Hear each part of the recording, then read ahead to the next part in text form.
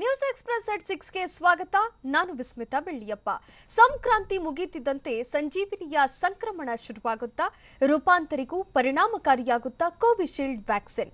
ದಿಢೀರ್ ಅಸ್ವಸ್ಥರಾದ ಕೇಂದ್ರ ಸಚಿವ ಡಿವಿಎಸ್ ಆರೋಗ್ಯ ಸ್ಥಿತಿ ಹೇಗಿದೆ? ಬಿಜೆಪಿ ಜೊತೆಗಿನ ಮೈತ್ರಿ ಬಗ್ಗೆ ದಳಪತಿಯ ಟ್ವೀಟ್ ತಿರುಗೇಟು ಹೇಗಿತ್ತು? ಇದೆಲ್ಲವನ್ನ ನೋಡೋಣ. ಕೋವ್ಯಾಕ್ಸಿನ್ ಕೋವಿಶೀಲ್ಡ್ಗೆ ಅನುಮತಿ ನೀಡಲು ಏನೆಲ್ಲ ಅಂಶಗಳನ್ನು ಪರಿಗಣಿಸಲಾಗಿದೆ? ಈಗಾಗಲೇ ಎಷ್ಟು ಕೋಟಿ ಲಸಿಕೆ ಡೋಸ್ಗಳು ರೆಡಿಯಾಗಿವೆ? ಲಸಿಕೆಗೆ ವೆಲ್ಕಮ್ ಹೇಳಿದ ಮೋದಿ ವಿಜ್ಞಾನಿಗಳಿಗೆ ತಿಳಿಸಿದ್ದೇನು? ನೋಡೋಣ ಕೊರೋನಾ ಬ್ರಹ್ಮಾಸ್ತ್ರ ನ್ಯೂಸ್ ಎಕ್ಸ್‌ಪ್ರೆಸ್‌ನಲ್ಲಿ. 9 ತಿಂಗಳಿಂದ ಭಾರತವನ್ನ ಹಿಂಡಿ ಹಿಪ್ಪೆ ಮಾಡಿದ ರಕ್ಕಸ ವೈರಸ್ಗೆ ಕೊನೆಗೂ ಬ್ರೇಕ್ ಬೀಳುವ ಕಾಲ ಸನ್ನಿಹಿತವಾಗಿದೆ. ಕಬಂಧ ಬಾಹು ಚಾಚಿದ್ದ ಕೊರೋನಾ ಹೆಮ್ಮಾರಿ ತಡೆಗೆ ಬ್ರಹ್ಮಾಸ್ತ್ರ ಬಂದಿದೆ. ಕೋವ್ಯಾಕ್ಸಿನ್ ಮತ್ತು ಕೋವಿಶೀಲ್ಡ್ ವ್ಯಾಕ್ಸಿನ್ ಬಳಕೆಗೆ ಡಿಸಿಜಿಐ ಅಧ್ಯಕ್ಷ ವಿಜಿ ಸೋಮಾನಿ ಅನುಮತಿ ನೀಡಿದ್ದಾರೆ. ಹೀಗಾಗಿ ಸಂಕ್ರಾಂತಿ ಬಳಿಕ ದೇಶದಲ್ಲಿ ವ್ಯಾಕ್ಸಿನ್ ಬಳಕೆಯಾಗುವ ಸಾಧ್ಯತೆ ಇದೆ.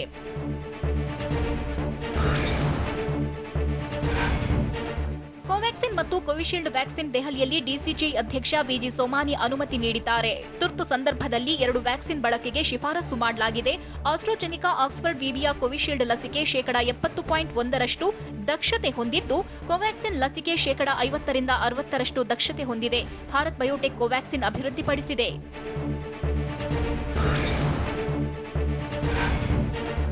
ತುರ್ತು ಬಳಕೆಗೆ ಅನುಮತಿ ಪಡೆದಿರುವ ಕೋವಿಶೀಲ್ಡ್ ಅನ್ನ ಈಗಾಗಲೇ 4-5 ಕೋಟಿ ಡೋಸ್ ಉತ್ಪಾದಿಸಲಾಗಿದೆ. ಆಸ್ಟ್ರಾಜೆನಿಕಾ ಆಕ್ಸ್ಫರ್ಡ್ ವಿವಿಯ ಕೋವಿಶೀಲ್ಡ್ ಲಸಿಕೆಯನ್ನ ಪುಣೆಯಲ್ಲಿರುವ ಸೆರಮ್ ಇನ್ಸ್ಟಿಟ್ಯೂಟ್ ಉತ್ಪಾದಿಸುತ್ತಿದೆ.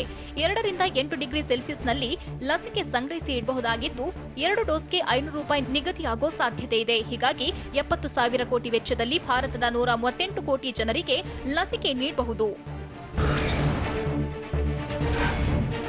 ಕೋವ್ಯಾಕ್ಸಿನ್ ಲಸಿಕೆ ಆತ್ಮನಿರ್ಭರ ಭಾರತದ ಸಂಕೇತ. ಕೋವ್ಯಾಕ್ಸಿನ್ ಭಾರತದಲ್ಲೇ ತಯಾರಾದ ಕೊರೋನಾ ವ್ಯಾಕ್ಸಿನ್ ಆಗಿದ್ದು, ಐಸಿಎಂಆರ್ ಮತ್ತು ಭಾರತ್ ಬಯೋಟೆಕ್ನ ಕೋವ್ಯಾಕ್ಸಿನ್ ಅಭಿವೃದ್ಧಿಪಡಿಸಿದೆ. 2019 ಜೂನ್ 19ರಂದು ಪ್ರಾಯೋಗಿಕ ಪರೀಕ್ಷೆ ಆರಂಭಿಸಲಾಗಿತ್ತು. 3 ಹಂತಗಳಲ್ಲಿ ನಡೆದ ಕೋವ್ಯಾಕ್ಸಿನ್ ಪರೀಕ್ಷೆ ಸಕ್ಸಸ್ ಆಗಿದೆ. 3ನೇ ಹಂತದಲ್ಲಿ 25,800 ಮಂದಿ ಮೇಲೆ ಕೋವ್ಯಾಕ್ಸಿನ್ ಪ್ರಯೋಗ ಮಾಡಿದ್ದು, ಕೋವ್ಯಾಕ್ಸಿನ್ ಅಭಿವೃದ್ಧಿಗೆ 350 ರಿಂದ 400 ಕೋಟಿ ಹೂಡಿಕೆ ಮಾಡಲಾಗಿದೆ.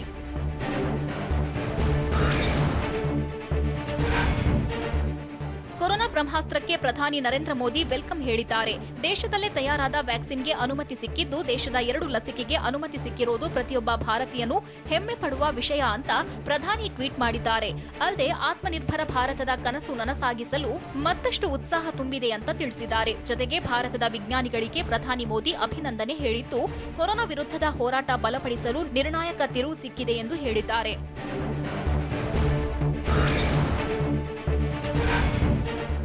ಸಂಕ್ರಾಂತಿಗೆ ದೇಶವಾಸಿಗಳಿಗೆ ಸಿಹಿ ಸುದ್ದಿ ಸಿಗುವ ಸಾಧ್ಯತೆ ಇದ್ದು, ಸಂಕ್ರಮಣ ವೇಳೆಗೆ ವ್ಯಾಕ್ಸಿನ್ ಬಳಕೆಗೆ ಸಿಗುತ್ತೆ ಎನ್ನಲಾಗಿದೆ.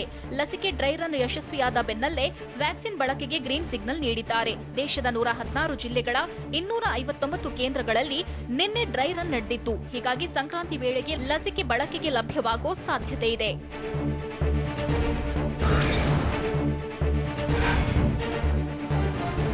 ಕೊರೋನಾ ಸಂಕಷ್ಟದ ಸಂದರ್ಭದಲ್ಲೂ ವಾರಿಯರ್ಗಳು ಜೀವದ ಹಂಗನ್ನು ತೊರೆದು ಸೇವೆ ಮಾಡ್ತಿದ್ದಾರೆ. ಹೀಗಾಗಿ ದೇಶದಲ್ಲಿ ಮೊದಲು ಕೊರೋನಾ ವಾರಿಯರ್ಸ್ಗೆ ವ್ಯಾಕ್ಸಿನ್ ಸಿಗಲಿದೆ. ಮೊದಲು ಆರೋಗ್ಯ ಕಾರ್ಯಕರ್ತರು ಫ್ರಂಟ್ಲೈನ್ ವಾರಿಯರ್ಸ್ಗೆ ಕೋವಿಡ್ ಲಸಿಕೆ ನೀಡಲಿದ್ದಾರೆ. ಬಳಿಕ 60 ವರ್ಷ ಮೇಲ್ಪಟ್ಟವರಿಗೆ ಲಸಿಕೆ ನೀಡಲು ನಿರ್ಧಾರ ಮಾಡಿದ್ದು, ಅದಾದ ನಂತರ 50 ವರ್ಷ ಮೇಲ್ಪಟ್ಟವರಿಗೆ ಲಸಿಕೆ ವಿತರಣೆಯಾಗಲಿದೆ. ಮುಂದಿನ 4-5 ತಿಂಗಳಲ್ಲಿ 30 ಕೋಟಿ ಜನರಿಗೆ ಲಸಿಕೆ ನೀಡಲು ಯೋಜನೆ ಹಾಕಲಾಗಿದೆ.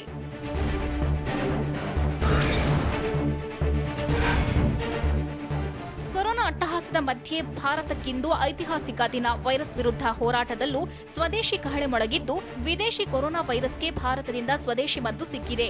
ಕೊರೋನಾ ಹೆಮ್ಮಾರಿಗೆ ಬ್ರೇಕ್ ಹಾಕಲು 2 ವ್ಯಾಕ್ಸಿನ್ ರೆಡಿಯಾಗಿದ್ದು, ಆತ್ಮನಿರ್ಭರ ಘೋಷಣೆಯಂತೆ ಸ್ವದೇಶಿ ವ್ಯಾಕ್ಸಿನ್ ತಯಾರಾಗಿದ್ದು, ಪ್ರಧಾನಿ ನರೇಂದ್ರ ಮೋದಿ ಸ್ವದೇಶಿ ಅಭಿಯಾನಕ್ಕೆ ವ್ಯಾಕ್ಸಿನ್ ಬಲ ತುಂಬಿದೆ.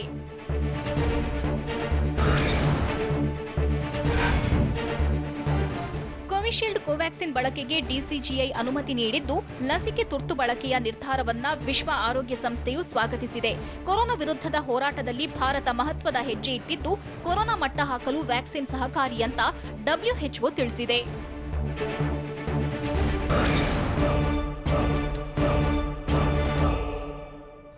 ಒಪ್ಪಂದ ವ್ಯಾಕ್ಸಿನ್ ದರದ ಬಗ್ಗೆ ಶೀಘ್ರವೇ ಸಭೆ ನಡೆಸುತ್ತಾರಾ ಮೋದಿ? ಮೊದಲು ಯಾರ್ಯಾರಿಗೆ ಸಿಗಲಿದೆ ಕೊರೋನಾ ಲಸಿಕೆ? ಕಾಂಗ್ರೆಸ್ ಜೊತೆ ಬಿಜೆಪಿ ಸುಬ್ರಹ್ಮಣ್ಯನ್ ಸ್ವಾಮಿ ಲಸಿಕೆ ಬಗ್ಗೆ ಕಿಡಿಕಾರಿದ್ದೇಕೆ? ನೋಡೋಣ ವ್ಯಾಕ್ಸಿನ್ ವರದಾನ ಎಕ್ಸ್‌ಪ್ರೆಸ್‌ನಲ್ಲಿ. ಕೋವಿಶೀಲ್ಡ್ ಕೋವ್ಯಾಕ್ಸಿನ್ ಲಸಿಕೆ ವಿಚಾರವಾಗಿ ಶೀಘ್ರವೇ ಪ್ರಧಾನಿ ಮೋದಿ ಸಭೆ ನಡೆಸುವ ಸಾಧ್ಯತೆ ಇದೆ. ಸೆರಮ್ ಇನ್ಸ್ಟಿಟ್ಯೂಟ್ ಮತ್ತು ಭಾರತ್ ಬಯೋಟೆಕ್ ಜೊತೆ ಒಪ್ಪಂದ ನಡೆಸುವ ಬಗ್ಗೆ ವ್ಯಾಕ್ಸಿನ್ ದರ ನಿಗದಿ ಕುರಿತಾಗಿ ಚರ್ಚಿಸುವ ಸಾಧ್ಯತೆಗಳಿವೆ. ಮೊದಲು ದೇಶದ ಎಲ್ಲರಿಗೂ ಉಚಿತವಾಗಿ ವ್ಯಾಕ್ಸಿನ್ ನೀಡುವುದಾಗಿ ಹೇಳಿದ್ದ ಕೇಂದ್ರ ಸಚಿವ ಡಾಕ್ಟರ್ ಹರ್ಷವರ್ಧನ್ ಬಳಿಕ ದೇಶದ 2 ಕೋಟಿ ಫ್ರಂಟ್ಲೈನ್ ಕಾರ್ಯಕರ್ತರು ಹಾಗೂ 1 ಕೋಟಿ ಆರೋಗ್ಯ ಕಾರ್ಯಕರ್ತರಿಗೆ ಮಾತ್ರ ಉಚಿತ ಲಸಿಕೆ ನೀಡ್ತೀವಿ ಅಂತ ಟ್ವೀಟ್ ಮಾಡಿದ್ರು. ಹೀಗಾಗಿ ಜನರಿಗೆ ಉಚಿತವಾಗಿ ಲಸಿಕೆ ನೀಡೋ ಬಗ್ಗೆಯೂ ಸಭೆಯಲ್ಲಿ ಚರ್ಚಿಸುವ ಸಾಧ್ಯತೆ ಇದೆ.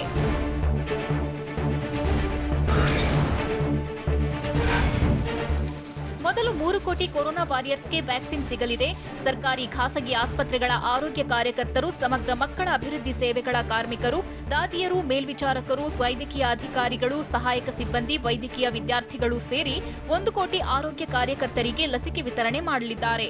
ಇದಾದ ಬಳಿಕ ಪೊಲೀಸ್ ಇಲಾಖೆ, ಸಶಸ್ತ್ರ ಪಡೆ, ಗೃಹ ರಕ್ಷಕ, ವಿಪತ್ತು ನಿರ್ವಹಣೆ, ನಾಗರಿಕ ರಕ್ಷಣಾ ಸಂಸ್ಥೆ, ಜೈಲು ಸಿಬ್ಬಂದಿ, ಪುರಸಭೆ ಕಾರ್ಮಿಕರು ವ್ಯಾಕ್ಸಿನ್ ಪಡೆಯಲಿದ್ದಾರೆ.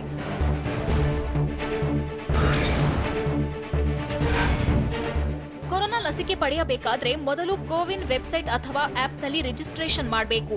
ರಿಜಿಸ್ಟ್ರೇಷನ್ಗೆ ಅಡ್ರೆಸ್ ಪ್ರೂಫ್ ನೀಡುವುದು ಕಡ್ಡಾಯವಾಗಿದ್ದು, PAN card, voter ID, driving licence, ಸರ್ಕಾರಿ ಅಧಿಕಾರಿಯಾಗಿದ್ರೆ ಐಡಿ ಕಾರ್ಡ್ ನೀಡಬೇಕು. ಸರ್ಕಾರದಿಂದ ಮಾನ್ಯತೆ ಪಡೆದ ಉದ್ಯೋಗಿಯಾಗಿದ್ರೆ ಐಡಿ ಕಾರ್ಡ್ ನೀಡಿ ರಿಜಿಸ್ಟ್ರೇಷನ್ ಮಾಡಿಸಬೇಕು.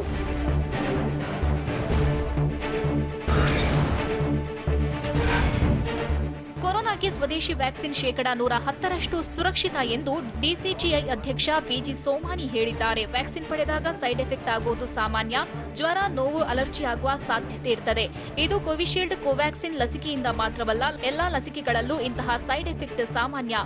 ಆದ್ರೆ ಇಂತಹ ಸೈಡ್ ಎಫೆಕ್ಟ್ಗೆ ಹೆದರುವ ಅಗತ್ಯ ಇಲ್ಲ ಅಂತ ವಿಜಿ ಸೋಮಾನಿ ತಿಳಿಸಿದ್ರು.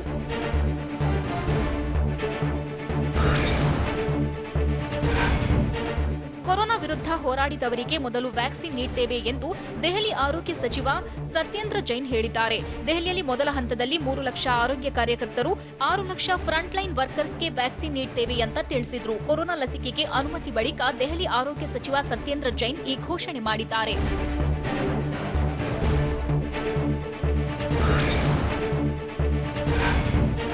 ಪುಣೆಯ ಸೆರಮ್ ಇನ್ಸ್ಟಿಟ್ಯೂಟ್ ಆಫ್ ಇಂಡಿಯಾ ಹಾಗೂ ಹೈದರಾಬಾದ್ನ ಭಾರತ್ ಬಯೋಟೆಕ್ನ ವಿಜ್ಞಾನಿಗಳ ಸಾಧನೆಗೆ ಕೇಂದ್ರ ಗೃಹ ಸಚಿವ ಅಮಿತ್ ಶಾ ಅಭಿನಂದಿಸಿದ್ದಾರೆ.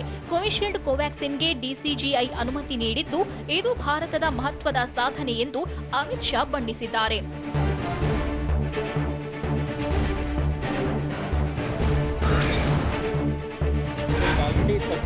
ಕೊರೋನಾ ವ್ಯಾಕ್ಸಿನ್ಗೆ ಅನುಮತಿ ಸಿಕ್ಕಿರೋದು ಶ್ಲಾಘನೀಯ ಎಂದು ಕೊರೋನಾ ಟಾಸ್ಕ್ ಫೋರ್ಸ್ ಸದಸ್ಯ ಸಿಎನ್ ಮಂಜುನಾಥ್ ಹೇಳಿದ್ದಾರೆ.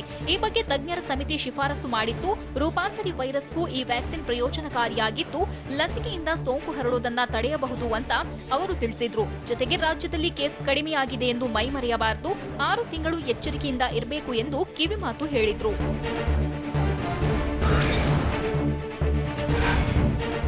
ಆಸ್ಟ್ರಾಜೆನಿಕಾ ಆಕ್ಸ್ಫರ್ಡ್ ಬಿಬಿಯ ಕೋವಿಶೀಲ್ಡ್ ಲಸಿಕೆ ಬಳಕೆಗೆ ಅನುಮತಿ ನೀಡಿರುವುದನ್ನು ಬಿಜೆಪಿ ನಾಯಕ ಸುಬ್ರಮಣಿಯನ್ ಸ್ವಾಮಿ ವಿರೋಧಿಸಿದ್ದಾರೆ. ಡಬ್ಲ್ಯೂಎಚ್ಒ ಅನುಮತಿ ನೀಡದಿರೋ ವ್ಯಾಕ್ಸಿನ್ಗೆ ಭಾರತದಲ್ಲಿ ಅನುಮತಿ ನೀಡಿರುವುದಕ್ಕೆ ವಿರೋಧಿಸಿರೋ ಅವರು ಆಸ್ಟ್ರಾಜೆನಿಕಾ ವ್ಯಾಕ್ಸಿನ್ ಭಾರತೀಯರ ಮೇಲೆ ಬಳಸಲು ಪ್ರಯೋಗಿಸಲು ಭಾರತೀಯರೇನು ಹಂದಿಗಳೇ ಎಂದು ಪ್ರಶ್ನಿಸಿದ್ದಾರೆ.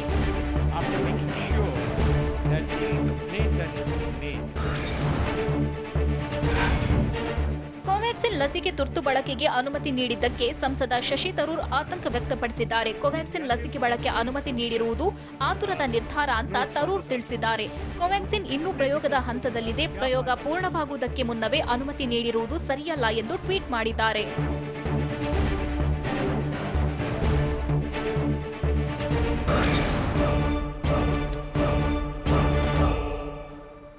ಆಸ್ಟರ್ ಆಸ್ಪತ್ರೆಯಲ್ಲಿ ದಾಖಲಾಗಿರೋ ಡಿವಿಎಸ್ ಆರೋಗ್ಯ ಹೇಗಿದೆ?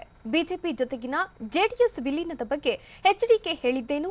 ಕಟ್ಟಡದ ಪಾಯ ತೆಗೆಯುವಾಗ ವಿಗ್ರಹ ಫಿರಂಗಿ ಗುಂಡು ಸಿಕ್ಕಿದ್ದೆಲ್ಲಿ?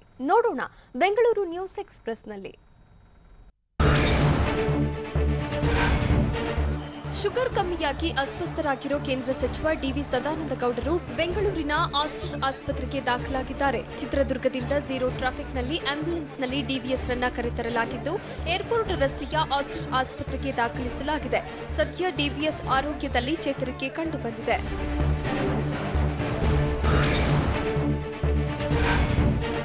ನಮ್ಗಂತೂ ಬಿಜೆಪಿ ಸ್ನೇಹ ಬೇಕಿಲ್ಲ ಎಂದಿರೋ ಮಾಜಿ ಸಿಎಂ ಎಚ್ಡಿ ಕುಮಾರಸ್ವಾಮಿ ಏಕಶ್ಚಿತ್ ಮಂತ್ರಿ ಸ್ಥಾನಕ್ಕೆ ಆಸೆ ಪಡುವ ವ್ಯಕ್ತಿ ನಾನಲ್ಲ ಎಂದಿದ್ದಾರೆ.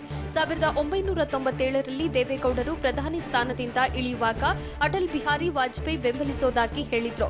ಆಗಲೇ ಪ್ರಧಾನಿ ಹುದ್ದೆ ಕೇಂದ್ರದ ಅಧಿಕಾರ ತಿರಸ್ಕರಿಸಿದ್ದೇವೆ. ಅಲ್ಲದೆ ಸದ್ಯ ಯಾವ ಪಕ್ಷಕ್ಕೂ ಯಾರ ಅಗತ್ಯವಿಲ್ಲ, ನಮಗೂ ಬೇಕಿಲ್ಲ.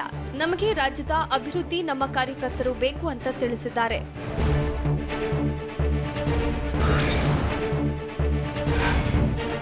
ಜೆಡಿಎಸ್ ಪಕ್ಷದ ವಿಚಾರದಲ್ಲಿ ಬಿಜೆಪಿ ಎಚ್ಚರವಾಗಿರಲಿ ಅಂತ ಕುಮಾರಸ್ವಾಮಿ ವಾರ್ನಿಂಗ್ ಕೊಟ್ಟಿದ್ದಾರೆ. ಪ್ರಧಾನಿ ಮೋದಿ ಜೊತೆ ರಾಜ್ಯ ಬಿಜೆಪಿ ನಾಯಕರಿಗಿಂತ ಉತ್ತಮ ಬಾಂಧವ್ಯ ನನಗಿದೆ.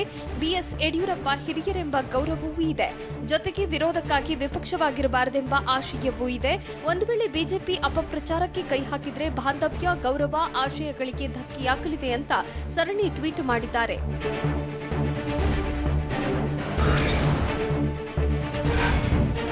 ಕೇಂದ್ರ ರಾಜ್ಯ ಬಿಜೆಪಿ ಸರ್ಕಾರದ ವಿರುದ್ಧ ಹೋರಾಟಕ್ಕೆ ಕಾಂಗ್ರೆಸ್ ಸಿದ್ಧತೆ ನಡೆಸುತ್ತಿದೆ. ಈ ಬಗ್ಗೆ ಬೆಂಗಳೂರು ನಗರದ ಖಾಸಗಿ ಹೋಟೆಲ್ನಲ್ಲಿ ಸಿದ್ಧತಾ ಸಭೆ ನಡೆಸಿದ್ರು. ಮಾಜಿ ಗೃಹ ಸಚಿವ ರಾಮಲಿಂಗಾರೆಡ್ಡಿ, ಕೆಪಿಸಿಸಿ ಕಾರ್ಯಾಧ್ಯಕ್ಷ ಸಲೀಂ ಅಹಮದ್ ಸೇರಿ ಹಲವರು ಭಾಗಿಯಾಗಿದ್ರು. ರೈತ ವಿರೋಧಿ ಕಾಯ್ದೆ, ಗೋಹತ್ಯೆ ಕಾಯ್ದೆ ವಿರುದ್ಧ ರಾಜ್ಯವ್ಯಾಪಿ ಹೋರಾಟಕ್ಕೆ ಡಿಕೆಶಿ ಕರೆ ನೀಡಿದ್ದಾರೆ.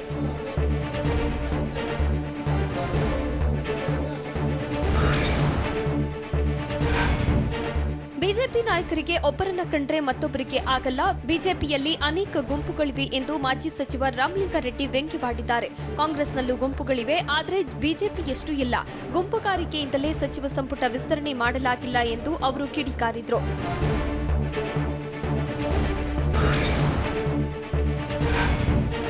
ಬಸವ ಕಲ್ಯಾಣ ಕ್ಷೇತ್ರದ ಬೈ ಎಲೆಕ್ಷನ್ಗೆ ಈಗಿನಿಂದಲೇ ಬಿಜೆಪಿ ಕಾರ್ಯತಂತ್ರ ರೂಪಿಸುತ್ತಿದ್ದು, ಜನವರಿ 6ರಂದು ಬಸವ ಕಲ್ಯಾಣಕ್ಕೆ ಸಿಎಂ ಬಿಎಸ್ವೈ ತೆರಳಲಿದ್ದಾರೆ. ಈ ವೇಳೆ ಅನುಭವ ಮಂಟಪ ನಿರ್ಮಾಣಕ್ಕೆ ಭೂಮಿ ಪೂಜೆ ಜೊತೆ ಹಲವು ಅಭಿವೃದ್ಧಿ ಕಾರ್ಯಕ್ರಮಗಳಿಗೆ ಶಿಲಾನ್ಯಾಸ ನೆರವೇರಿಸಲಿದ್ದಾರೆ. ಸಾರ್ವಜನಿಕ ಸಮಾರಂಭದಲ್ಲಿ ಪಾಲ್ಗೊಳ್ಳಲಿರುವ ಬಿಎಸ್ವೈ ಸಂಜೆ ಯಾದಗಿರಿಯಲ್ಲಿ ವೈದ್ಯಕೀಯ ಕಾಲೇಜು ನಿರ್ಮಾಣ, ಅಭಿವೃದ್ಧಿ ಕಾರ್ಯಕ್ರಮಗಳ ಉದ್ಘಾಟನೆ ಮತ್ತು ಶಿಲಾನ್ಯಾಸ ಮಾಡಲಿದ್ದಾರೆ.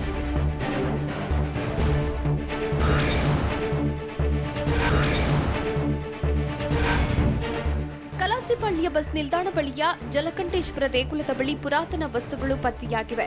ಖಾಲಿ ಜಾಗದಲ್ಲಿ ಪುರಾತನ ವಿಗ್ರಹ, ಫಿರಂಗಿ ಗುಂಡು ಸಿಕ್ಕಿದೆ.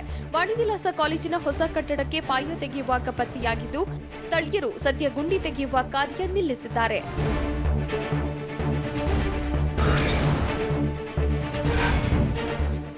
ಶಾಲೆ ಆರಂಭದ ಬೆನ್ನಲ್ಲೇ ಸರ್ಕಾರಕ್ಕೆ ಮತ್ತೊಂದು ಸಂಕಷ್ಟ ಎದುರಾಗಿದೆ. ವಿವಿಧ ಬೇಡಿಕೆಗಳ ಈಡೇರಿಕೆಗೆ ಆಗ್ರಹಿಸಿ ಖಾಸಗಿ ಶಾಲೆಗಳ ಒಕ್ಕೂಟ ರುಪ್ಸಾ ಪ್ರತಿಭೆಗೆ ಕರೆ ನೀಡಿದೆ.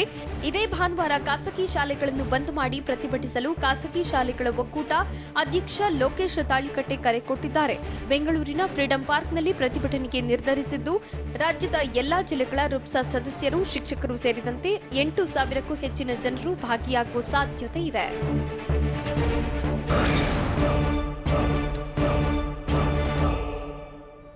ಶಿವಮೊಗ್ಗದ ಸಭೆ ಬಳಿಕ ಸಿಎಂ ಬಿಎಸ್ವೈ ಹೇಳಿದ್ದೇನು? ಶ್ರೀರಾಮುಲುಗೆ ಉಮಾಶ್ರೀ ಟಾಂಗ್ ಕೊಟ್ಟಿದ್ದು ಹೇಗಿತ್ತು?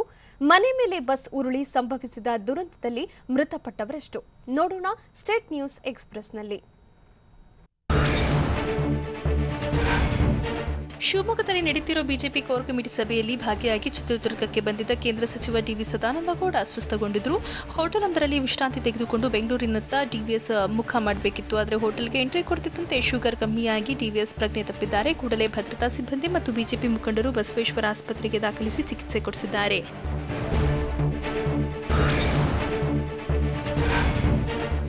ಕೇಂದ್ರ ಸಚಿವ ಸದಾನಂದಗೌಡ ಅಸ್ವಸ್ಥಗೊಂಡು ಚಿತ್ರದುರ್ಗದ ಬಸವೇಶ್ವರ ಆಸ್ಪತ್ರೆಗೆ ದಾಖಲಾಗುತ್ತಿದ್ದಂತೆ ವೈದ್ಯರು ಚಿಕಿತ್ಸೆ ನೀಡಿದ್ದಾರೆ. ಈ ವೇಳೆ ಟ್ರೀಟ್ಮೆಂಟ್ ಕೊಟ್ಟು ಮಾತನಾಡಿದ ವೈದ್ಯ ಅಭಿಷೇಕ್, ಲೋ ಶುಗರ್ನಿಂದ ಸದಾನಂದಗೌಡರು ಅಸ್ವಸ್ಥಗೊಂಡಿದ್ರು. ಆಸ್ಪತ್ರೆಗೆ ಬರುವ ವೇಳೆ ಎಚ್ಚರ ತಪ್ಪಿದ್ರು. ಚಿಕಿತ್ಸೆ ಬಳಿಕ ಸುಧಾರಣೆ ಕಂಡು ಜ್ಯೂಸ್ ಸೇವಿಸಿದ್ದಾರೆ. ಸದಾನಂದಗೌಡರು ಆರೋಗ್ಯವಾಗಿದ್ದು ಎಲ್ಲ ರಿಪೋರ್ಟ್ ನಾರ್ಮಲ್ ಇವೆ. ಹೆಚ್ಚಿನ ಚಿಕಿತ್ಸೆಗೆ ಬೆಂಗಳೂರಿಗೆ ಕಳುಹಿಸಲಾಗಿದೆ ಅಂತ ತಿಳಿಸಿದರು.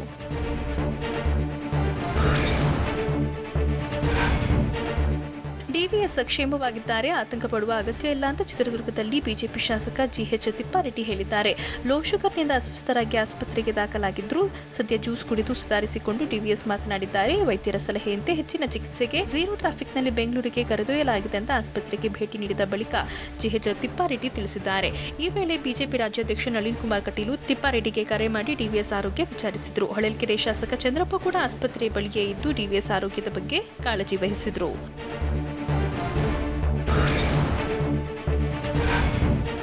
ಮತ್ತೊಂದು ಅವಧಿಗೂ ನರೇಂದ್ರ ಮೋದಿ ಪ್ರಧಾನಿಯಾಗಿರಬೇಕು, ಇದು ನನ್ನ ಅಪೇಕ್ಷೆ ಅಂತ ಶಿವಮೊಗ್ಗದಲ್ಲಿ ಸಿಎಂ ಬಿಎಸ್ ಯಡಿಯೂರಪ್ಪ ತಿಳಿಸಿದ್ದಾರೆ. ಇದಕ್ಕಾಗಿ ದೇವರಲ್ಲಿ ನಾವು ಪ್ರಾರ್ಥಿಸೋಣ. ನಾನು ದೇವಸ್ಥಾನಕ್ಕೆ ಹೋದ್ರೆ ಮೋದಿ ನೆನಪಾಗ್ತಾರೆ. ಮೋದಿಗೆ ದೇವರು ಆರೋಗ್ಯ ಶಕ್ತಿ ಕೊಡೋಕೆ ಪ್ರಾರ್ಥಿಸ್ತೀನಿ ಅಂತಾನು ಬಿಎಸ್ವೈ ಮನದಾಳ ಹೊರಹಾಕಿದ್ದಾರೆ. ಅಲ್ಲದೆ ಹೋರಾಟ ಮಾಡಿ ನಾವು ಬಿಜೆಪಿ ಕಟ್ಟಿದ್ದೇವೆ, ಹೀಗಾಗಿ ನಾವು ಈ ಸ್ಥಾನಕ್ಕೆ ಬಂದಿದ್ದೇವೆ, ಇದನ್ನ ನೀವ್ಯಾರು ಮರಿಬಾರದು ಅಂತ ಕಾರ್ಯಕರ್ತರಿಗೆ ಬಿಎಸ್ವೈ ಕಿವಿ ಮಾತು ಹೇಳಿದ್ದಾರೆ.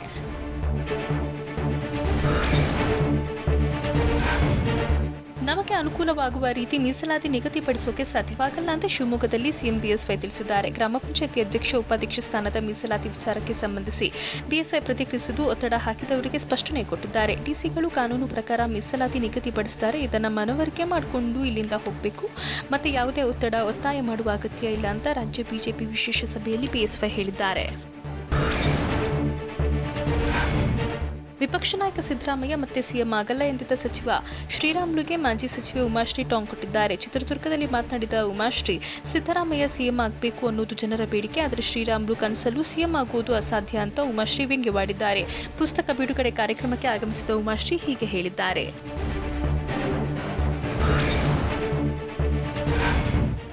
ಕರ್ನಾಟಕ ಕೇರಳದ ಗಡಿಭಾಗ ಕಾಸರಗೋಡು ಜಿಲ್ಲೆ ಕಲ್ಲಪ್ಪಳ್ಳಿ ಸಮೀಪ ಸಂಭವಿಸಿದ ಅಪಘಾತದಲ್ಲಿ 8 ಜನ ಮೃತಪಟ್ಟಿದ್ದಾರೆ.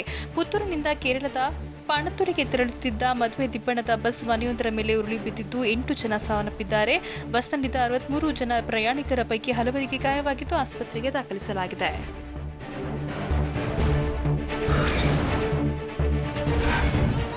ಬೀದರ್ ಜಿಲ್ಲೆ ಬಸವಕಲ್ಯಾಣ ತಾಲೂಕು ವ್ಯಾಪ್ತಿಯ ಗ್ರಾಮವೊಂದರ ಬಳಿ ರಸ್ತೆ ತಡೆದು ಪ್ರತಿಭಟನೆ ನಡೆಸಲಾಗಿದೆ. ಓರ್ವ ರೌಡಿ ಶೀಟರ್ ಅಪ್ರಾಪ್ತೆ ಮೇಲೆ ಅತ್ಯಾಚಾರವೆಸಗಿದ್ದು ಆತನನ್ನು ಅರೆಸ್ಟ್ ಮಾಡಬೇಕು ಅಂತ ಕುಟುಂಬಸ್ಥರು ಆಗ್ರಹಿಸಿದ್ದಾರೆ. ಕೂಡಲೇ ನ್ಯಾಯ ಕೊಡಿಸಬೇಕು ಅಂತ ರಾಷ್ಟ್ರೀಯ ಹೆದ್ದಾರಿ ತಡೆದು ಅಪ್ರಾಪ್ತೆ ಸಂಬಂಧಿಕರು ಧರಣಿ ನಡೆಸಿ ಆಕ್ರೋಶ ಹೊರಹಾಕಿದ್ದಾರೆ.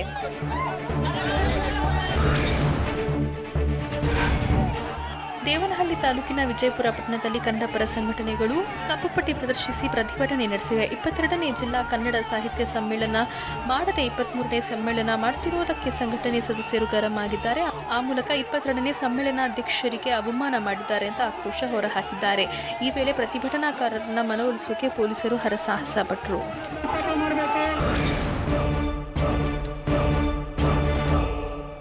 ಲಂಡನ್ನಲ್ಲಿ ಎಲ್ಲಾ ಶಾಲೆಗಳು ಬಾಗಿಲು ಮುಚ್ಚಿದ್ದೇಕೆ? ಕೊರೋನಾಗೆ ಹಾಟ್ಸ್ಪಾಟ್ ಆಗಿದ್ದೇಕೆ? ಚೆನ್ನೈನ ಅದೊಂದು ಹೋಟೆಲ್. ದೆಹಲಿಯಲ್ಲಿ ರೈತರ ಹೋರಾಟ ಹೇಗಿದೆ ನೋಡೋಣ ನ್ಯಾಷನಲ್ ಎಕ್ಸ್‌ಪ್ರೆಸ್‌ನಲ್ಲಿ.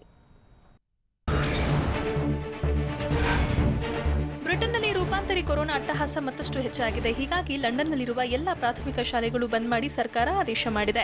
ಮುಂದಿನ ಆದೇಶದವರೆಗೂ ಶಾಲೆ ಆರಂಭಿಸದೇ ಇರುವುದಕ್ಕೆ ಸೂಚನೆ ನೀಡಲಾಗಿದೆ. ಸದ್ಯ ಬ್ರಿಟನ್ನಲ್ಲಿ ಸೋಂಕಿತರ ಸಂಖ್ಯೆ 25,99,789ಕ್ಕೆ ಏರಿಕೆಯಾಗಿದ್ದು 74,570 ಜನ ಕೊರೋನಾದಿಂದ ಮೃತಪಟ್ಟಿದ್ದಾರೆ.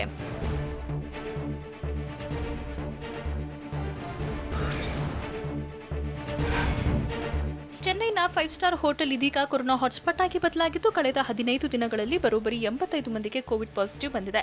ಡಿಸೆಂಬರ್ 15ರಿಂದ ಇದುವರೆಗೂ ಗಿಂಡಿಯ ಐಟಿಸಿ ಗ್ರ್ಯಾಂಡ್ ಚೋಲಾ ಹೋಟೆಲ್ನ ಎಲ್ಲಾ ಸಿಬ್ಬಂದಿ ಹಾಗೂ ಅತಿಥಿಗಳಾದ 609 ಮಂದಿಯನ್ನ ಕೊರೋನಾ ಪರೀಕ್ಷೆಗೆ ಒಳಪಡಿಸಲಾಗಿದ್ದು 85 ಪಾಸಿಟಿವ್ ರಿಪೋರ್ಟ್ ಬಂದಿದೆ.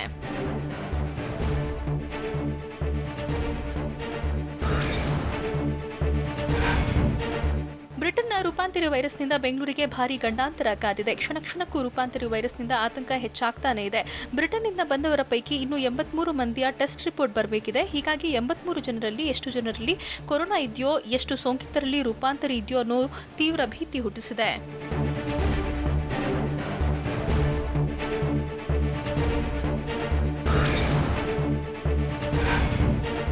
ಆರೋಗ್ಯ ಇಲಾಖೆಗೆ 83 ಜನರ ರಿಪೋರ್ಟ್ಗಿಂತ ಇಂಗ್ಲೆಂಡ್ನಿಂದ ಬಂದು ನಾಪತ್ತೆಯಾಗಿರೋರ ಬಗ್ಗೆ ಹೆಚ್ಚು ಭೀತಿ ಕಾಡ್ತಿದೆ. ಬ್ರಿಟನ್ನಿಂದ ರಾಜ್ಯಕ್ಕೆ ಬಂದ ಸುಮಾರು 100ಕ್ಕೂ ಹೆಚ್ಚು ಮಂದಿ ಇನ್ನೂ ಪತ್ತೆಯಾಗಿಲ್ಲ.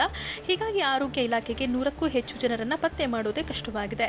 ತಪ್ಪಿಸಿಕೊಂಡು ತಿರುಗಾಡ್ತಿರುವವರು ರೂಪಾಂತರಿ ವೈರಸ್ ಹರಡುವ ಭೀತಿ ಹೆಚ್ಚಾಗಿದೆ.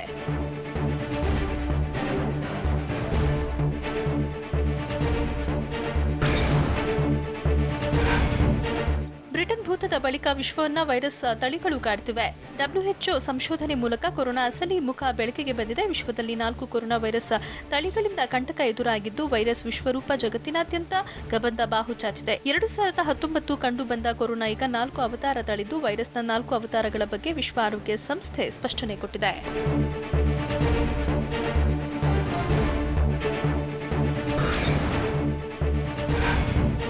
1900 1993ರ ಮುಂಬೈ ಸ್ಫೋಟದ ಅಪರಾಧಿ ರುಬಿನಾ ಸುಲೇಮಾನ್ ಮೆವೋನ್ಗೆ ಬಾಂಬೆ ಹೈಕೋರ್ಟ್ ಪೆರೋಲ್ ನೀಡಿದೆ. ಜನವರಿ 8ರಂದು ಮುಂಬೈನಲ್ಲಿ ರುಬಿನಾ ಸುಲೇಮಾನ್ ಮಗಳ ಮದುವೆ ನಡೆಯಲಿದೆ.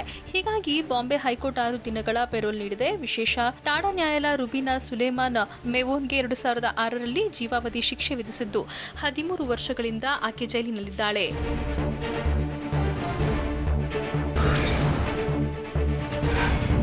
ಪ್ರಧಾನಿ ನರೇಂದ್ರ ಮೋದಿ ಇದೇ ಮಂಗಳವಾರ ಬೆಳಗ್ಗೆ 11 ಗಂಟೆಗೆ ಕೊಚ್ಚಿ ಮಂಗಳೂರು ನೈಸರ್ಗಿಕ ಅನಿಲ ಪೈಪ್ಲೈನ್ ಉದ್ಘಾಟಿಸಲಿದ್ದಾರೆ. ವಿಡಿಯೋ ಕಾನ್ಫರೆನ್ಸ್ ಮೂಲಕ ಕಾರ್ಯಕ್ರಮ ನಡೆಯಲಿದೆ. One nation one gas grid ಯೋಜನೆಗೆ ಇದೊಂದು ಮೈಲಿಗಲ್ಲಾಗಿದೆ ಅಂತ ಪ್ರಧಾನಿ ನರೇಂದ್ರ ಮೋದಿ ಕಾರ್ಯಾಲಯ ತಿಳಿಸಿದೆ.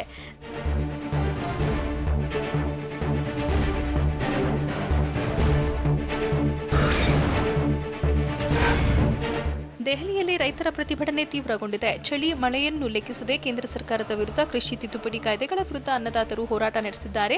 ನಾಳೆ ಕೇಂದ್ರ ಸರ್ಕಾರದ ಜೊತೆ ರೈತ ಮುಖಂಡರು ಮತ್ತೊಂದು ಸುತ್ತಿನ ಸಭೆ ನಡೆಸಲಿದ್ದು ಕೇಂದ್ರ ಸರ್ಕಾರಕ್ಕೆ ಜನವರಿ 26ರವರೆಗೂ ಡೆಡ್ಲೈನ್ ನೀಡಿದ್ದಾರೆ. ಜನವರಿ 26ಕ್ಕೆ ಟ್ರ್ಯಾಕ್ಟರ್ ಪರೇಡ್ಗೆ ರೈತ ಸಂಘಟನೆಗಳು ನಿರ್ಧರಿಸಿವೆ. ಡೆಡ್ಲೈನ್ ಅವಧಿಗೂ ಮುನ್ನವೇ ಕೃಷಿ ತಿದ್ದುಪಡಿ ಕಾಯ್ದೆ ವಾಪಸ್ ಪಡೆಯಬೇಕು, ಇಲ್ಲವಾದರೆ ಟ್ರ್ಯಾಕ್ಟರ್ ಪರೇಡ್ ನಡೆಸುವುದಾಗಿ ಎಚ್ಚರಿಕೆ ಕೊಟ್ಟಿದ್ದಾರೆ.